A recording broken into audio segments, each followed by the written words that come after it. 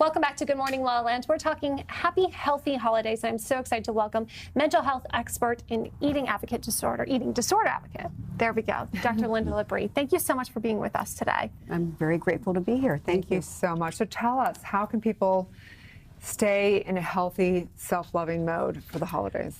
Well, I think it first starts with, as the gentleman said earlier, really trying to center yourself and look at the support in your lives, your families, people that love you, that care about you, and that you have a relationship with and are there to help you. If that is not a part of your life, I'm here to tell you today that there is help available for you. And that's really what our organization is all about, especially at this particular time of year when people, as was mentioned earlier, feel as though, okay, I need to be happy, I have to have it together, everything's going to be wonderful, it's going to be a picture-perfect Christmas, and that isn't always the case for most people. And we are here to help. We really do take families and adults where their lives are in chaos, and they've talked to their mother, their brother, their sister, the man behind the butcher. You know, they've talked to everyone about their problems, and they really have not found a solution or a resolution to how to, move forward. And that's what adolescent growth and growth extended are all about. We're here to really give you a hand up and help you in that regard. Got it. Dr. Linda, so many patients who are struggling, though, have not told their mother, sister, brother, butcher about their problems, and they're struggling in secret, especially around the holidays. What are some of the warning signs that we as friends and family can look for somebody who's struggling both with eating disorders or their mental health? That's a very, very good question. I think really what is a forerunner to identifying some of those issues would be, number one, when you see change in behavior.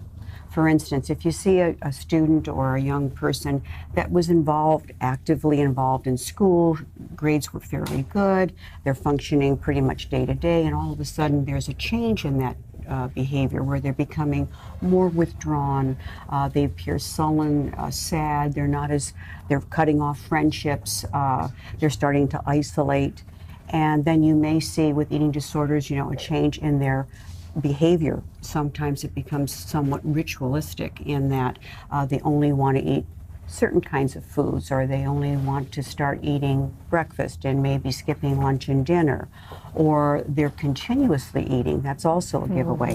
And as it's been mentioned on your panel here already, eating disorders spans itself with men, women, children, adolescents. I mean, it really is a problem in our society today, and I think much of it starts with self-esteem.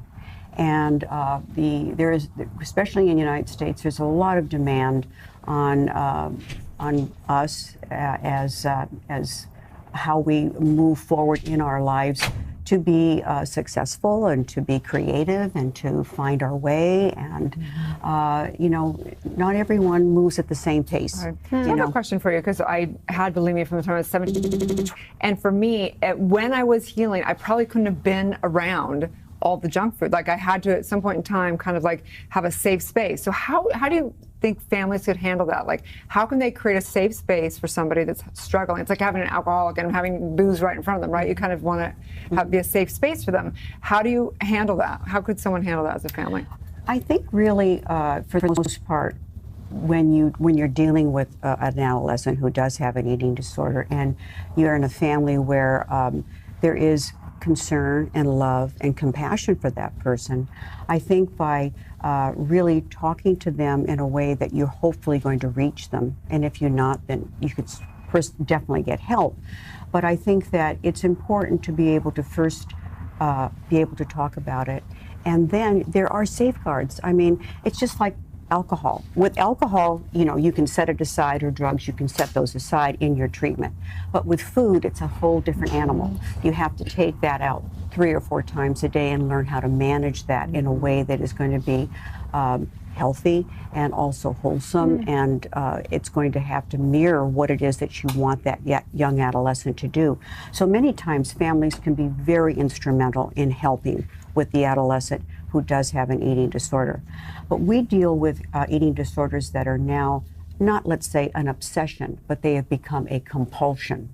Now the eating disorder is so out of control that they don't have the option of not doing it, of not binging and purging, of not restricting, of not overeating. And these disorders really grow to insurmountable feats where it's extremely difficult to gain control over those behaviors unless you really seek specialized treatment.